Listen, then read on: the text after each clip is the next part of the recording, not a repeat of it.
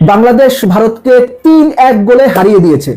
শুনতে জোক মনে হলো, এই রিয়েলিটি সামনে আসলে বাংলাদেশের অবস্থান কি হবে আপনি নিজেই বুঝতে পারছেন আমি কি বলছি।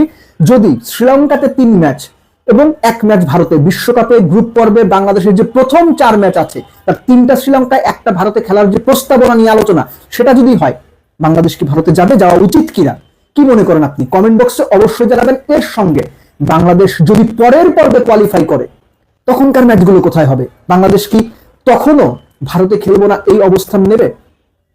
মুস্তাফিজ ইস্যুতে বাংলাদেশের যে অবস্থান সিকিউরিটি কনসার্ন নিয়ে, সেই অবস্থান 100% ভ্যালিড, এবং একই সঙ্গে এই অবস্থানটা, বাংলাদেশের অবস্থানটা আইসিসি কে এবং ভারতীয় ক্রিকেট বোর্ডকে, দেশ এবং দেশের বাইরে মোটামুটি চাপে ফেলেছে, এটা নিয়ে অস্বীকার করার কোনো সুযোগ নাই।